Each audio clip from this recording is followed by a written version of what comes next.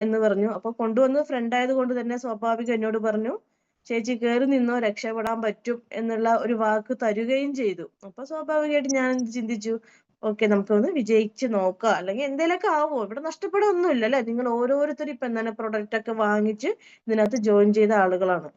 നിങ്ങളിത് കാര്യഗൗരവത്തോടു കൂടെ നിങ്ങളിത് മുന്നോട്ട് കൊണ്ടുപോവുകയാണെങ്കിൽ വിജയിക്കാൻ പറ്റും.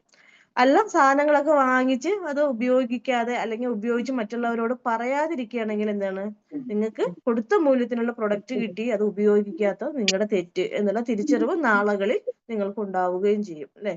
അപ്പൊ ഞാൻ എന്ത് ചെയ്തു, ഈ കിട്ടിയ അവസരത്തിന് സാധനങ്ങളൊക്കെ ഉപയോഗിച്ചു, നല്ല അടിപൊളിയായിരുന്നു. പിന്നെ കമ്പനി എന്ന് പറയുന്ന അല്ലെങ്കിൽ നമ്മുടെ അപ്ലൈൻ ലീഡേഴ്സ് പറഞ്ഞു തരുന്ന കുറച്ച് കാര്യങ്ങളൊക്കെ എൻ്റെ ലൈഫിലേക്ക് ഞാൻ ഉൾപ്പെടുത്തിക്കൊണ്ടുള്ള ഒരു ജൈത്രയാത്ര തന്നെയായിരുന്നു എന്നുള്ളതാണ്. അപ്പൊ അങ്ങനെ പോയിക്കൊണ്ടിരുന്ന സമയങ്ങളിൽ ഒരു 4 മാസം കൊണ്ട് എനിക്ക് സെയിൽസ് മാനേജർ എന്ന റാങ്കിലേക്ക് എത്തിപ്പെടാൻ കഴിഞ്ഞു. ആ സെയിൽസ് മാനേജർ എന്നുള്ള ആയി കഴിഞ്ഞപ്പോൾ നമുക്ക് പറയുന്ന പെർഫോമൻസ് ബോണസ് കിട്ടും എന്ന് പറഞ്ഞിട്ടുള്ള കാര്യങ്ങളൊക്കെ ഞാൻ ഏറ്റെടുത്തു അല്ലെ. ആ ആ ഒരു വരുമാനം കിട്ടി തുടങ്ങിയപ്പോൾ എനിക്ക് മനസ്സിലായി, സെയിൽസ് മാനേജർ ആകുമ്പോൾ 20,000 രൂപ അല്ലെങ്കിൽ 18,000 രൂപ അല്ലെങ്കിൽ 16,000 രൂപ അങ്ങനെയല്ല, അതിനപ്പുറത്തേക്കും നമുക്ക് വാങ്ങിക്കാൻ പറ്റുന്നുള്ള തിരിച്ചറിവുണ്ടായി. 40,000-40,000 മുകളിലൊക്കെ വരുമാനമൊക്കെ ഞാൻ SM ആയപ്പോൾ ഇപ്പൊ തന്നെ വാങ്ങിച്ചെടുക്കാനുള്ള ഒരു കോൺഫിഡന്റ് എനിക്ക് കിട്ടി എന്നുള്ളതാണ്. അതായത് SM കഴിഞ്ഞ് STM ആവുമ്പോഴേക്കൊക്കെ തന്നെ എനിക്ക് ഒരുപാട് നല്ല നല്ല വരുമാനത്തിലേക്ക് കിട്ടിക്കഴിഞ്ഞപ്പോൾ പിന്നെ അതൊരു ഹരമായിട്ട് മാറി. എന്ത്, നമുക്കറിയാലോ, പൈസ കിട്ടിക്കഴിയുമ്പോൾ നമുക്കൊരു ഹരമാണെന്ന് പറയുന്ന പോലെ തന്നെ നമുക്കത് വലിയൊരു ഹരമായിട്ട് മാറി. ഓക്കെ, അപ്പൊ ഒരുപാട് ആളുകളിലേക്കാണ് നമ്മൾ ഈ അവസരം കൊടുക്കുന്നത്. അതിനോടൊപ്പം തന്നെ സാമ്പത്തികമായിട്ട് കിട്ടുമ്പോൾ ഫിജിക്കാട്ട് അടിപൊളി, സാമ്പത്തികം ഇല്ലാത്ത സമയത്തില് ഫിജിക്കാട്ട് പൊട്ടയാണെന്ന് പറയാനുള്ള ഒരു മനോഭാവം എനിക്ക് തോന്നിയില്ല എന്നുള്ളതാണ്. പക്ഷെ ഇവിടെ പലരും ചെയ്യുന്ന അല്ലെങ്കിൽ പറഞ്ഞു പരത്തുന്ന ഒരു കാര്യം എന്ന് പറഞ്ഞാൽ അങ്ങനെയുള്ള 1-2 കാര്യങ്ങളാണ്. എന്താണ്, സാമ്പത്തികം ഫിജിക്കാട്ട് എന്നുള്ള ഇൻകങ്ങൾ വരുന്ന സമയത്ത് ഫിജിക്കാട്ട് അടിപൊളിയാണ്, ഇൻകം വരാത്ത സമയങ്ങളിൽ ഫിജിക്കാട്ട് ഓക്കെ അല്ല എന്നുള്ള രീതിയിലെ അങ്ങനെ ഒരിക്കലും ആവരുത്. ഇപ്പൊ നമ്മൾ പറയാറുണ്ട് ബിസിനസ് ആണ് എപ്പോഴും ഒരുപോലെ പോകണമെന്നില്ല എന്ന് പറഞ്ഞ പോലെ എന്റെ ലൈഫിലും എന്താണ്, ഫിജിക്കാട്ടിന്റെ ഓരോ സ്റ്റേജുകൾ കടന്നു പോകുമ്പോഴും പല സിറ്റുവേഷൻസിനെ എനിക്ക് ഓവർകം ചെയ്യേണ്ടതായിട്ട് വന്നിട്ടുണ്ട്. ഒരുപാട് പ്രശ്നങ്ങളിലൂടെയൊക്കെ നമുക്ക് പോകേണ്ടതായിട്ട് വന്നിട്ടുണ്ട്. അപ്പൊ അങ്ങനെ പല പ്രശ്നങ്ങൾ വരുമ്പോഴും നമ്മളൊന്ന് ഡൗൺ ആവും എന്നുള്ളതല്ലാതെ നമ്മൾ ഇത് വേണ്ട എന്നുള്ളത് മനസ്സുകൊണ്ട് നമ്മൾ ഒരിക്കലും ചിന്തിക്കാറേ ഇല്ല എന്നുള്ളതാണ്. കാരണം എന്താണ്, ഫിജിക്കാട്ടിൽ ഇവിടെ വിജയിച്ച ഒരുപാട് ആളുകളുണ്ട് അല്ലെ. വിജയിച്ച ആളുകൾക്കൊക്കെ വിജയിച്ച കഥ പറയാനുണ്ട്. തോറ്റ ആളുകൾക്ക് എന്താണ് കഥ പറയാനുള്ളത്, നമ്മുടെ അലസതയാണ് നമ്മുടെ തോൽവി എന്നുള്ള തിരിച്ചറിവ് ഉണ്ടാവുമ്പോൾ നമ്മൾ അതിനെക്കുറിച്ച് ആരോടും പറയാൻ നിൽക്കില്ല അല്ലെ. കാരണം എന്താ, നമ്മുടെ മിസ്റ്റേക്ക് ആണത്, അല്ലാതെ ഒന്നുമല്ല. പക്ഷെ വിജയിച്ചവർക്ക് എന്താണ്, അവർ വിജയിച്ചിന്റെ ആ കാര്യം ധൈര്യപൂർവ്വം പറയാനും പറ്റും എന്നുള്ളതാണ് അല്ലെ. അപ്പൊ ഈ പറഞ്ഞ പോലെ ഞാൻ ഇപ്പൊ 6ാമത്തെ റാങ്ക് ആണെന്ന് പറഞ്ഞു. അപ്പൊ 6ാമത്തെ റാങ്ക് ഡിവിഷണൽ സെയിൽസ് മാനേജർ എന്നുള്ള റാങ്കിലേക്ക് എത്തിയപ്പോൾ തന്നെ അന്ന് വരെയുള്ള അല്ലെ, നമുക്ക് ഫിജിക്കാട്ട് എന്നുള്ള കോൺസെപ്റ്റിലൂടെ നമുക്ക് DSM എന്ന റാങ്ക് വരയ്ക്കും എന്തൊക്കെ കിട്ടാൻ പറ്റും എന്നുള്ള കാര്യങ്ങളൊക്കെ നേടിയെടുത്തു. അതായത് സെയിൽസ് മാനേജർ ആവണം എന്നുള്ള എൻ്റെ ഏറ്റവും വലിയൊരു ആഗ്രഹമായിരുന്നു അല്ലെ. നമ്മൾ ആഗ്രഹങ്ങൾക്ക് വേണ്ടി നമുക്ക് പറയാറുണ്ട് എന്താണ്, ഇവിടെ സബിത മേഡം ആണെങ്കിലും മറ്റുള്ള ലീഡേഴ്സ് ഒക്കെ പറയുന്ന കാര്യമാണ്, നമുക്ക് നീഡ് വേണം അല്ലെ. എന്താണ്, നമുക്കൊരു ലക്ഷ്യം വേണം. ഫിജിക്കാട്ട് എന്നുള്ള കോൺസെപ്റ്റ് എടുത്താൽ നമുക്ക് വേണ്ടത് ഒരു നീഡാണ് അല്ലെ. അത് ചെറിയ സ്റ്റെപ്പുകൾ വെച്ച് തുടങ്ങുക, വലിയ സ്റ്റെപ്പ് ഒന്നും ഞാൻ പറയുന്നില്ല. അപ്പോൾ ഒരു SRനെ സംബന്ധിച്ചിടത്തോളം ലെഗൻസിക്ക് വേണ്ടി നിങ്ങൾ 200 PV അച്ചീവ് ചെയ്ത് കയറി വന്ന ഒരുപാട് പുതിയ മുഖങ്ങളുണ്ട്, അല്ലെങ്കിൽ ഇപ്പോഴും ട്രൈ ചെയ്യുന്ന ആളുകളുണ്ട്. ഇനി 10 ദിവസമേ ഉള്ളൂ. അപ്പൊ നിങ്ങൾ സ്വയം ചിന്തിക്കുക, ഇവിടെ ലെഗസി എന്നുള്ള ആ ഒരു അച്ചീവ്മെന്റ് കൊടുക്കാൻ മാത്രമാണോ ബോച്ച ഈ പരിപാടി നമുക്ക് തന്നിരിക്കുന്നത്? അല്ല. ഒത്തിരി ആളുകൾക്ക് വരുമാനം കിട്ടാത്ത ആളുകളുണ്ടെങ്കിൽ അല്ലെങ്കിൽ ഇതുവരെ അവർക്കൊന്ന് വിജയിച്ച് കയറി വരാൻ പറ്റിയിട്ടില്ലെങ്കിൽ അവർക്കൊരു കൈത്താങ്ങ് അല്ലെ. എന്താണ് കാരണം, നിങ്ങൾ സ്വന്തം സ്പോൺസറിൽ 200 PV കൊണ്ടുവരിക. അത് ന്യൂ ജോയിനേഴ്സിനെ സംബന്ധിച്ചിടത്തോളം എന്താണ്, അവരെ ലെഫ്റ്റ് റൈറ്റ് എന്നുള്ള 100 PV അല്ലെ. അല്ല അതിന് താഴെയുള്ള 100 ആവാം, 50 ആവാം, 25 ആവാം, അങ്ങനെ നിങ്ങൾക്ക് ഏത് തരത്തിലുള്ള കാറ്റഗറിയിലുള്ള പാർട്ട്നേഴ്സിനാണോ കിട്ടുന്നത് ആ ലെവലിലേക്ക് ജോയിൻ ചെയ്യിപ്പിക്കുക. സെക്കൻഡ് വൺ പറയുന്നത് എന്താണ്, ഇവിടെ മാച്ചിങ് ഇൻകം റിലീസ് ആയി കഴിഞ്ഞാൽ സെയിൽസ് എക്സിക്യൂട്ടീവ് മോളിലുള്ള എല്ലാ ലീഡേഴ്സിനും ആ ലെഗൻസിയിൽ നിന്ന് നമുക്കൊരു അച്ചീവ്മെന്റ് കിട്ടുന്നുണ്ട് അല്ലെ. അപ്പോൾ നിങ്ങൾക്ക് എവിടെയാണോ നിങ്ങളുടെ വീക്ക് സൈഡ് അല്ലെ, എല്ലാവർക്കും ഒരു പവർ സൈഡും വീക്ക് സൈഡും ഒക്കെ ഉണ്ടാവും. സ്റ്റാർട്ടിങ് കയറുന്ന പാർട്ട്നേഴ്സിന് മാത്രമാണ് ലെഫ്റ്റ് റൈറ്റ് നോക്കുന്നുണ്ട്. അപ്പോൾ നമ്മുടെ വീക്ക് സൈഡ് എവിടെയാണോ അവിടേക്ക് ഒരു പാർട്ട്ണറെ കണ്ടെത്താൻ വേണ്ടി 45 ദിവസമാണ് ഇവിടെ കമ്പനി തന്നിട്ടുണ്ടായിരുന്നത് അല്ലെ, 45 days. അല്ലെ? അപ്പോ ആ 10 ദിവസമാണ് ഇനി നമ്മുടെ കയ്യിൽ ബാലൻസ് ഉള്ളത്. 10ാമത്തെ ദിവസത്തേക്ക് നമ്മൾ പ്രവേശിച്ചു ഇല്ലേ? അപ്പൊ ഈ 10 ദിവസത്തിനകത്ത് ഒരു സ്റ്റെപ്പ് പോലും ചെയ്യാത്ത ആളുകൾ ഉണ്ടെങ്കിൽ അവർ വീണ്ടും നോക്കുകുത്തികളായിട്ട് അവിടെ ഇരിക്കും.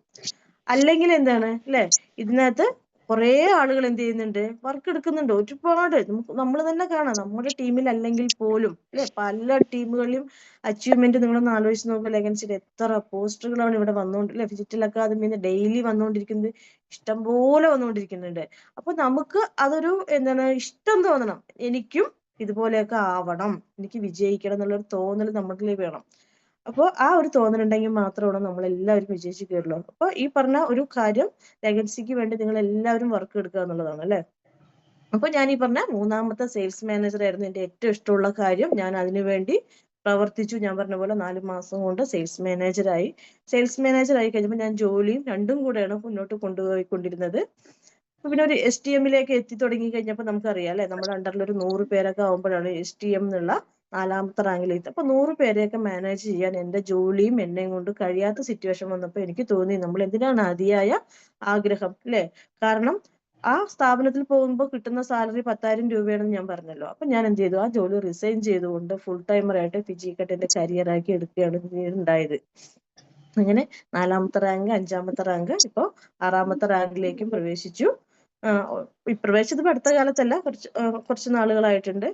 കഴിഞ്ഞ ഒരു ബോച്ച വെച്ചിരുന്ന നമ്മുടെ ഇതുപോലത്തെ നമ്മുടെ ആനിവേഴ്സറിയിലാണ് എനിക്ക് റൈഡർ ഫണ്ട് ബോച്ചയിൽ നിന്ന് വാങ്ങാനുള്ള ആ ഒരു ഭാഗ്യം എനിക്ക് ഉണ്ടായി, ആ മേടയിൽ കയറാനുള്ള ഭാഗ്യം എനിക്കുണ്ടായി.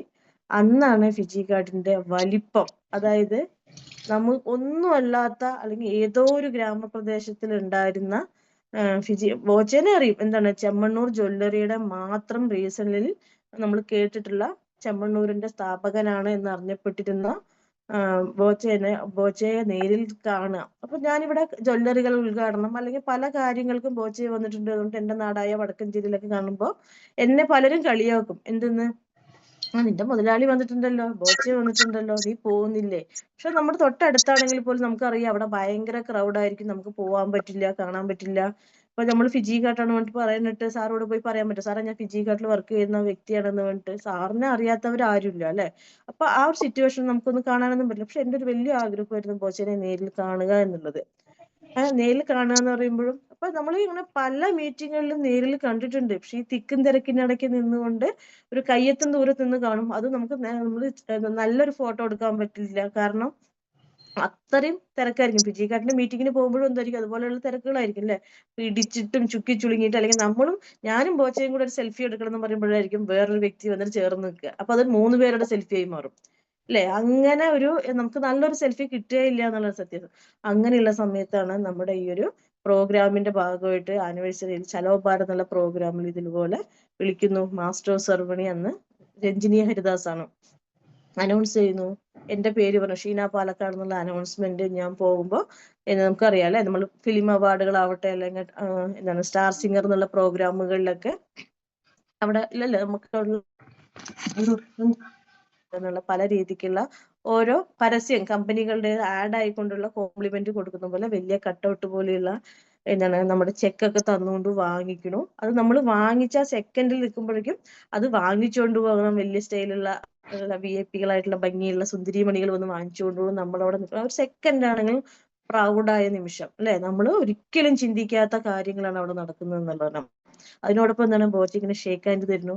ബോച്ചെ തന്നെയാണോ എന്റെ കയ്യിൽ പിടിച്ചത് എന്നൊക്കെ എനിക്ക് സത്യം പറഞ്ഞാൽ അത്ര നമുക്ക് ഉൾക്കൊള്ളാൻ പറ്റുന്നില്ല എന്നുള്ളതാണ് വാസ്തവം. പക്ഷെ ഇതുപോലെ ഇപ്പൊ നിങ്ങളിലോടൊക്കെ പല ടീമുകളിലും നമ്മുടെ ഓരോ ടീമുകളിലും പറയുന്ന ഒരു കാര്യമുണ്ട്. എന്താണ്, ഈ ഒരു സെഷനിൽ വെച്ച് നിങ്ങൾക്ക് കിട്ടുന്ന ആ ഒരു നിമിഷത്തിനെ കുറിച്ച് നിങ്ങളൊന്ന് ഇമാജിൻ ചെയ്യുന്നല്ലേ.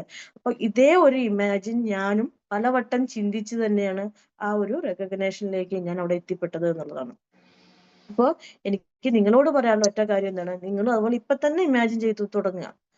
ആ ഒരു ഇമാജിനാണ് നിങ്ങൾ അവിടെ കൊണ്ടെത്തിക്കുള്ളൂ. കാരണം ഒരു സ്റ്റെപ്പെങ്കിലും ഞാൻ പറഞ്ഞു അല്ലെ, 45 ദിവസം കിട്ടിയിട്ട് ആരും ഒന്നും ചെയ്തിട്ടില്ല എന്നുണ്ടെങ്കിൽ എന്താണ്, ഒന്നും നടക്കാൻ പോകില്ല. നിങ്ങൾ കാഴ്ചക്കാരായിട്ട് ആർക്കൊക്കെയോ ക്ലാപ്പ് ചെയ്യാനുള്ള ഒരു വ്യക്തിയായിട്ട് മാത്രമായിരിക്കും അവിടെ നിൽക്കുക. നേരെ മറിച്ച് അല്ലെ, നിങ്ങൾ അതിനുവേണ്ടി ഒരു ചെറു വിരൽ അനക്കാൻ തുടങ്ങിക്കഴിഞ്ഞാൽ ഈ 45 ദിവസം കൊണ്ട് നിങ്ങൾക്ക് എവിടെയെങ്കിലൊക്കെ എത്തിപ്പെടാൻ പറ്റും അല്ലെ. ഒരു മിനിമം ഒരു 25 PVയുടെ 2 പുതിയ ന്യൂ കോണ്ടാക്ട് വന്നാലും അവരിലൂടെ ഡ്യൂപ്ലിക്കേഷൻ എടുത്ത് നിങ്ങൾക്ക് ഫിജി കാർഡിൽ നിന്ന് നേട്ടങ്ങൾ കൈവരിക്കാൻ പറ്റും എന്നുള്ളതാണ്. ഇവിടെ എപ്പോ വന്നു എന്നുള്ളതിന് ഒരു പ്രാധാന്യവും ഇല്ല അല്ലെ. വന്നതിന് ശേഷം എന്ന് വന്നാലും നിങ്ങൾ എന്ത് ചെയ്തു എന്നുള്ളത് തന്നെയാണ് പ്രാധാന്യം എന്നുള്ള തിരിച്ചറിവ് നിങ്ങൾക്ക് ഓരോരുത്തർക്കും ഉണ്ടാവണം എന്നാണ് പുതിയ പാർട്ട്നേഴ്സിനോടായിട്ട് എനിക്ക് പറയാനായിട്ടുള്ളത്. അപ്പൊ ഞാൻ പറഞ്ഞു ഇതുപോലെ DSM എന്നുള്ളത്. അപ്പൊ ആ DSM ഒക്കെ ആയി കഴിഞ്ഞപ്പോ എനിക്ക് തോന്നി എന്താണ് റൈറ്റർ. ഇപ്പൊ സബിത മേഡം ആവട്ടെ, സ്വപ്ന മേഡം ആവട്ടെ, ഇവരൊക്കെ പറയുന്ന കാര്യമുണ്ട് അല്ലെ. കമ്പനി പറഞ്ഞിട്ടുള്ള 13 റാങ്കും വാങ്ങിച്ചെടുത്ത് നേടിക്കഴിഞ്ഞുള്ള കൃതാർത്ഥരാണ് അവര്. എന്താ വെച്ചാൽ അവർക്കത് ഞങ്ങൾ ചെയ്തു പ്രൂഫ് ചെയ്തു കാണിച്ചു എന്ന് പറയുമ്പോ അവരെ റോൾ മോഡൽ ആക്കിക്കൊണ്ടാണ് നമ്മളൊക്കെ വർക്ക് എടുക്കുന്നത് അല്ലെ. അതുപോലെ ഞാൻ എന്നെ കുറിച്ച് ചിന്തിക്കുമ്പോൾ ഞാൻ ചിന്തിക്കുന്ന ഒരു കാര്യം എന്താണ്, ഞാൻ ഡിവിഷണൽ സെയിൽസ് മാനേജർ ആണെങ്കിൽ കമ്പനി ഈ 6ാമത്തെ റാങ്ക് വരെ എന്തൊക്കെ തരും എന്ന് പറഞ്ഞിട്ടുണ്ടോ ഇതൊക്കെ ഞാനും നേടിയെടുത്തു. ഇനിയും എനിക്കൊരു 7 പടവുകളുണ്ട് അല്ലെ. അപ്പൊ അടുത്ത സ്റ്റെപ്പ് മുതൽ എന്തൊക്കെ ചെയ്യണം, നേരത്തെ ചെയ്ത കാര്യങ്ങളിൽ എന്തൊക്കെ തെറ്റുകൾ വന്നിട്ടുണ്ട്, അത് എങ്ങനെ തിരുത്തണം, ഇതൊക്കെയാണ് ഞാനും ചിന്തിച്ചുകൊണ്ടിരിക്കുന്ന കാര്യം. ഓക്കെ. അപ്പൊ ഇതിനോടൊപ്പം നമുക്ക് പറയുന്നുണ്ട് കമ്പനിയുടെ 150 PV വെച്ചുകൊണ്ട് 1500 PV വെച്ചുകൊണ്ട് നമുക്ക് ലെഫ്റ്റും റൈറ്റും മാച്ച് ചെയ്ത് കഴിഞ്ഞാൽ, അതായത് 15 100 PV എടുത്ത ജോയിനിങ് 100 50 25 അത് എത്രയാണോ വെച്ചാൽ ആ ലെവലിലേക്ക് എടുത്തുകൊണ്ട് നമുക്ക് സീലിംഗ് അടിക്കാൻ പറ്റുന്നുള്ളത്. അതും എനിക്ക് ഒരു പ്രാവശ്യമാണെങ്കിലും എന്താണ് ചെയ്ത് നോക്കി അതും പ്രൂഫ് ചെയ്യാൻ പറ്റി. അതുകൊണ്ടാണ് ഞാൻ പറഞ്ഞത് എന്തൊക്കെ തരുന്നു പറഞ്ഞോ അതൊക്കെ ഞാൻ ഒരു വട്ടം ചെയ്ത് നോക്കി തന്നെയാണ് ഇന്നിവിടെ നിന്നുകൊണ്ടിരിക്കുന്നത്. പക്ഷെ കൊണ്ടുവന്നവർ കൂടെ ഉണ്ടാവണം എന്നില്ല, അല്ലെങ്കിൽ കൈപിടിച്ച് കൂടെ ഉണ്ടാവുന്ന ഒരുപാട് പാർട്ട്നേഴ്സ് ഉണ്ട് ഇവിടെ. നിങ്ങൾക്ക് അതൊന്നും നോക്കണ്ട. ദൈവമായിട്ട് ഏതൊക്കെയോ വ്യക്തികളിലൂടെ നിങ്ങളെ ഇവിടെ കൊണ്ട് എത്തിച്ചല്ലോ എന്നുള്ള ഇതിന് നമുക്ക് ദൈവത്തിനോട് നന്ദി പറയാനുള്ള ഒരു മനസ്സിവിടെ കാണിക്കാം. അല്ലെങ്കിൽ എന്റെ ലീഡർ ഇല്ലാത്തത് കൊണ്ടാണ് എനിക്കിവിടെ വിജയിക്കാൻ പറ്റാത്തത്, അല്ലെങ്കിൽ എന്റെ ലീഡർ ഉണ്ട് എനിക്ക് ഹെൽപ്പ് ചെയ്തില്ല, ഈ മനോഭാവമൊന്നും നിങ്ങൾക്ക് ആവശ്യമില്ല. നിങ്ങൾക്ക് വേണ്ടത് തിരിച്ചറിവുകൾ ഉണ്ടാവണം, അറിവും തിരിച്ചറിവും എന്നുള്ളത് അല്ലെ. അപ്പൊ എന്നെ ഇവിടെ ഇന്നും പിടിച്ചു നിർത്തുന്നത് എന്റെ കഴിവുകളല്ല. എന്റെ കഴിവുകൾ പരിമിതമാണെന്ന് എനിക്കറിയാം. പക്ഷെ എന്റെ ആറ്റിറ്റ്യൂഡ്, എന്റെ മനോഭാവം, എന്റെ ആറ്റിറ്റ്യൂഡാണ് എന്നെ ഫിജി കാർഡ് എന്നുള്ള ഈ ഒരു കോൺസെപ്റ്റിൽ ഇപ്പോഴും പിടിച്ചു നിർത്തുന്നത്. ഈ എന്റെ മനോഭാവം ഇല്ല എന്നുണ്ടെങ്കിൽ ഞാൻ ഫിജി കാർഡിലേ ഇല്ല. കാരണം പേടിച്ചിട്ടുള്ള ഒരു മനോഭാവമാണെങ്കിൽ നമുക്ക് ഒരിക്കലും ഇവിടെ വളർന്നു കയറി വരാൻ പറ്റില്ല എന്നുള്ളതാണ്. അപ്പൊ നിങ്ങൾ നോക്കിക്കോ, ഇവിടെ വിജയിക്കുന്നത് ഏറ്റവും കൂടുതൽ ടാലന്റുള്ള ആളുകളല്ല, നേരെ മറിച്ച് എന്താണ് ഈ പറഞ്ഞ പോലെ ആറ്റിറ്റ്യൂഡ്, നല്ലൊരു ആറ്റിറ്റ്യൂഡുള്ള ആളുകളാണ് ഇവിടെ എല്ലാവരും വിജയിച്ച് കയറി വരുന്നത് എന്നുള്ളതാണ്. അപ്പൊ നമ്മുടെ ഇവിടെ ആറ്റിറ്റ്യൂഡ് എന്ന് ഉദ്ദേശിക്കുന്നത് എന്താണെന്ന് ചോദിച്ചു കഴിഞ്ഞാൽ നമുക്ക് കിട്ടിയ അവസരങ്ങളാവാം അല്ലെ, അല്ലെങ്കിൽ എന്താണ് നമ്മൾ അവസരങ്ങളെന്ന് ഞാൻ പറയുന്നില്ല, എന്താണ് നമ്മുടെ പ്രതികരിക്കുന്ന രീതി, നമ്മൾ മനസ്സിലാക്കുന്ന രീതി അല്ലെ, ചിന്തിക്കുന്ന രീതി, പ്രവർത്തിക്കുന്ന രീതി, പ്രതികരിക്കുന്ന രീതി, ഇതിനൊക്കെയാണ് നമ്മൾ നമ്മുടെ ആറ്റിറ്റ്യൂഡ് കൊണ്ട് ഉദ്ദേശിക്കുന്നത് അല്ലെ. ഒരു സാഹചര്യത്തിനെ നമുക്ക് എങ്ങനെ ഓവർകം ചെയ്യാൻ കഴിയുന്നു, ഇതിനെയാണ് നമ്മൾ ആറ്റിറ്റ്യൂഡ് കൊണ്ട് ഉദ്ദേശിക്കുന്നത്. അപ്പൊ ഞാൻ പറഞ്ഞു എന്റെ ഫിജി കാർഡ് എന്നുള്ള ജേണിയിൽ എനിക്ക് ഒരുപാട് പ്രശ്നങ്ങൾ ഉണ്ടായിട്ട് ഞാൻ പറഞ്ഞിട്ടുണ്ട്. കാരണം അറിയാം, ഓരോ റാങ്ക് കയറും ചെല്ലും തോറും നമുക്ക് കുറെ അറിവുകൾ ഉണ്ടെങ്കിൽ മാത്രമേ നമ്മൾ വിജയിച്ച് കയറി വരാൻ പറ്റുള്ളൂ. അറിവാണ് ഇവിടെ മെയിൻ പ്രാധാന്യം അല്ലെ. അതിനോടൊപ്പം ആറ്റിറ്റ്യൂഡ് അല്ലെ, പിന്നെ കൺസിസ്റ്റൻസി അല്ലെ, അങ്ങനെ കുറെ കാര്യങ്ങൾ ഒന്നിനോടൊന്ന് മിങ്കിൾ ചെയ്തിട്ടാണ് നമ്മൾ ഓരോ സ്റ്റെപ്പും കയറിക്കൊണ്ട് പോകണമെന്നുള്ളതാണ്. നമുക്ക് വിദ്യാഭ്യാസം, അതായത് വിദ്യാഭ്യാസം ഉള്ളവർക്കും ഇല്ലാത്തവർക്കും വിജയിക്കാൻ പറ്റുന്ന പ്ലാറ്റ്ഫോമാണ് നമ്മൾ പറയാറുണ്ട്. അല്ലാതെ ഇവിടെ കുറെ സർട്ടിഫിക്കറ്റുകൾ കൊണ്ടുവരുന്നവർക്ക് ഉള്ളതല്ല നമ്മൾ പറയാറുണ്ട്. പക്ഷെ ആ കാര്യങ്ങൾ എങ്ങനെ മനസ്സിലാക്കണം എന്നുള്ളത് മനസ്സിലാക്കി എടുക്കേണ്ടത് നമ്മൾ തന്നെയാണ്. ഇപ്പൊ 7am കയറുന്നതിന് മുന്നേ അല്ലെ, നമുക്ക് ഈ നമ്മുടെ ടീമുകളിലൊക്കെ 7am സെഷൻ നടന്നുകൊണ്ടിരിക്കുന്നുണ്ട്. ഈ 7am കയറുന്നതിന് മുന്നുള്ള ചിന്താഗതിയാണോ ഇപ്പൊ 7am കേട്ട് നിങ്ങളുടെ മനസ്സിൽ തോന്നുന്നത്? അല്ല, വേറെ ഒരുപാട് മാറ്റങ്ങൾ. ഇപ്പൊ നിങ്ങൾക്ക് 7am കേൾക്കാതിരിക്കാൻ പറ്റുന്നില്ല എന്നുള്ള രീതിയിലേക്ക് നിങ്ങൾ മാറിയിട്ടില്ലേ? അതെന്തുകൊണ്ടാണ്? നമ്മൾ പറഞ്ഞ പോലെ ചന്ദനം ചാരിയ ചന്ദനം മണക്കുന്ന പറഞ്ഞ പോലെ ഇവിടെ ഫിജിക്കൽ 7amലൂടെ ഒരുപാട് മോട്ടിവേഷൻ കേട്ടുകൊണ്ട് അല്ലെ, കേൾക്കാൻ തുടങ്ങി കഴിഞ്ഞപ്പോ നിങ്ങൾക്കും പല തിരിച്ചറിവുകളും ഉണ്ടായി. ഞാൻ ഇതിനകത്ത് പറഞ്ഞതിന് മുന്നേ നോ എന്നുള്ളൊരു വാക്ക് കേട്ട് കഴിഞ്ഞാൽ അതിന് ഇല്ല, അല്ലെങ്കിൽ തരില്ല, അല്ലെങ്കിൽ വേണ്ട, ഇങ്ങനെയൊക്കെയാണ് ഞാൻ ചിന്തിച്ചിരുന്നത് നോ. പക്ഷെ അതൊരു നെക്സ്റ്റ് ഓപ്പർച്യൂണിറ്റി എന്നൊരു മീനിങ്ങും കൂടെ അതിനുണ്ട് എന്നുള്ളത് ഞാൻ മനസ്സിലാക്കിയത് ഫിജി കാർഡിൽ വന്നതിന് ശേഷമാണ്. അല്ലേ? സത്യമായിട്ടല്ലേ? കാരണം എന്താണ്, നമ്മൾ അല്ലെങ്കിൽ ഒരു കാര്യം പറഞ്ഞ നോ അല്ലേ, നമ്മൾ ആ പറയുന്ന, അല്ലെങ്കിൽ നമ്മളിപ്പോ ഒരു സായിപ്പിന്റെ മകളാണെന്നൊക്കെ പറഞ്ഞിട്ട് കളിയാക്കും. അത് കുഞ്ഞു പിള്ളേരോടൊക്കെ പറയുന്ന ഒരു വാക്കാണ് ആ നോ എന്ന് പറയുമ്പോൾ പറയുന്ന ആ രീതിയിൽ നിന്ന്. പക്ഷെ നമ്മൾ മനസ്സിലാക്കുക, ഇവിടെ ഫിജി കാട്ടിലേക്ക് വന്നു കഴിഞ്ഞാൽ നമ്മുടെ നമ്മളെ ഇതൊക്കെ ഈ ഒരു സ്റ്റെപ്പാണെങ്കിൽ, ഇപ്പൊ ഈ ഒരു തിരിച്ചറിവാണെങ്കിലും അത് നമ്മുടെ വിജയമായ കാര്യമാണ് അല്ലേ, അല്ലാതെ അങ്ങനെയുള്ളതല്ല എന്നുള്ളതല്ല. അപ്പൊ എന്താണ്, ഈ എനിക്ക് ഒന്ന് രണ്ട് ഫ്രണ്ട്സ് ഉണ്ടെന്ന് വിചാരിച്ചോളൂ. അപ്പൊ ഞാൻ എൻ്റെ ഒരു ഫ്രണ്ട്സിനോട് പറയാണ്, ഈ ഞാനിങ്ങനെ ഫിജി കാട്ട് എന്നുള്ള കോൺസെപ്റ്റിൽ ജോയിൻ ചെയ്തിട്ടുണ്ട്, നമുക്ക് ഓക്കെ ആവാം. ഞാൻ ആറ്റിറ്റ്യൂഡ്, മനോഭാവത്തിനെ കുറിച്ചാണ് പറയണത് കേട്ടോ. അപ്പോൾ ഞാൻ പറയണത് ഇതിനകത്തേക്ക് ജോയിൻ ചെയ്യാ പറയുമ്പോൾ അവർ എടുത്ത വായിക്ക് പറയുന്ന ഒരു കാര്യമാണ്, എനിക്ക് താല്പര്യമില്ല. പക്ഷെ അതേസമയം ഇനി വേറൊരു ഫ്രണ്ടിനെ കൊണ്ട് പറഞ്ഞപ്പോ ആ ഫ്രണ്ട് പറയാണ്, പറ്റുമോ, ഞാനിത് പഠിച്ച് മനസ്സിലാക്കി എനിക്ക് വിജയിക്കാൻ പറ്റുമോ എന്ന് ചോദിക്കുന്നത് ഒരേ അവസരമാണ് ഞാൻ രണ്ടാളോടും ചോദിച്ചത് അല്ലെ. പക്ഷെ ആ വ്യക്തി, രണ്ടാമത്തെ വ്യക്തി എന്താ പറഞ്ഞത് എന്നോട്, നമുക്ക് നോക്കാം എന്ന് പറയുന്നു എന്നുണ്ടെങ്കിൽ നിങ്ങൾ മനസ്സിലാക്കുക, ഇത് തന്നെയാണ് ആറ്റിറ്റ്യൂഡ് എന്ന് പറയുന്നത് അല്ലെ. ആ മനോഭാവമാണ് അവരെ വേണോ വേണ്ടേന്ന് ചിന്തിപ്പിക്കുന്നത്. അപ്പൊ നമ്മള് എന്താണ്, നമുക്കൊരു അറിയാത്ത കാര്യങ്ങൾ ഒരാൾക്ക് പറഞ്ഞ് മനസ്സിലാക്കി കൊടുക്കുമ്പോഴാണ് അവർക്ക് അതിനെക്കുറിച്ച് കൂടുതലായിട്ട് അറിയുക. ഇപ്പൊ നമ്മളൊക്കെ ഡിജിറ്റലായിട്ട് അല്ലെങ്കിൽ ഫിസിക്കലായിട്ടൊക്കെ ഫിജിക്കായിട്ടൊന്നുമില്ല, നമ്മൾ ഈ കോൺസെപ്റ്റിൽ ജോലി ചെയ്തവരാണെങ്കിലും ഈ 7 AM സെഷൻ ഇല്ല എന്നുണ്ടെങ്കിൽ നമ്മൾ എത്ര പേര് ഇവിടെ ഉണ്ടാവും? ഉണ്ടാവില്ല, ആരും ഉണ്ടാവില്ല എന്നുള്ള കാര്യമാണ്. കാരണം എന്താണ്, നമുക്ക് എന്ത് ചെയ്യണം, എങ്ങനെ ചെയ്യണം, അങ്ങനെ തിരിച്ചറിവുകളിലേക്ക് കൊണ്ടുവരുന്നത് ഈ ഒരു 7 AM സെഷൻ തന്നെയാണ്. പുതിയ ആളുകളോട് നമുക്ക് ഈ ഒരു മീറ്റിംഗ് ഉണ്ട് രാവിലെ എന്ന് പറയുമ്പോൾ ചിലപ്പോൾ മുഖം ചുളിക്കാം. ചിലവരോട് നേരത്തെ തന്നെ പറഞ്ഞ് മനസ്സിലാക്കുന്നവര് ഇൻട്രസ്റ്റോടെ കേൾക്കാം. ചിലർ കേട്ട് പാതിയില് പൊഴിഞ്ഞു പോവാം. അതായത് ഇത് എന്താണ്, രാവിലെ വന്ന് തള്ളി മറിക്കണം, അങ്ങനെ ചിന്തിക്കുന്ന ആളുകളായിരിക്കാം അല്ലെ. പറഞ്ഞാൽ പലർക്കും പലതരത്തിലുള്ള മനോഭാവമാണ്. പക്ഷെ എന്തു മനോഭാവമാണെങ്കിലും അത് നിങ്ങളത് സ്വയം തിരിച്ചറിവിലൂടെ, നമുക്കൊരു പാട്ട് കേട്ടോണ്ടിരിക്കണം, നമ്മുടെ സിറ്റുവേഷൻ ആണ്. ആ സിറ്റുവേഷനിൽ ഒരു പാട്ട് കേട്ടോണ്ടിരിക്കുമ്പോൾ പെട്ടെന്ന് നമ്മുടെ മൂഡ് മാറുക മീൻസ് നമുക്ക് ചിലപ്പോൾ ഇമോഷൻ ആവാം, ഹാപ്പി മൂഡ് ആവാം, അല്ല പലതരത്തിലേക്കും മാറാം. അതെന്തുകൊണ്ടാണ്, നമ്മുടെ മനോഭാവം കേൾക്കുമ്പോഴുള്ള നമ്മുടെ തലച്ചോറിന് ആ ഒരു പ്രതികരണ ശേഷി നമുക്ക് കിട്ടുകയാണ് അല്ലേ. ആ നമ്മളിലുള്ള ഒരു പൊട്ടൻഷ്യൽ നമ്മൾ അറിയാതെ പ്രവർത്തിക്കുമ്പോഴാണ് നമുക്ക് എന്ത് ചെയ്യാൻ പറ്റുന്നത്, അത് തന്നെ ആ ഒരു ലാഘവത്തോട് എടുക്കാൻ കഴിയുന്നത്. അതുപോലെ അറിവുകൾ നമുക്ക് 7 AM മോട്ടിവേഷൻ ആവാം, അല്ലെങ്കിൽ റീൽസ് മീൻസ്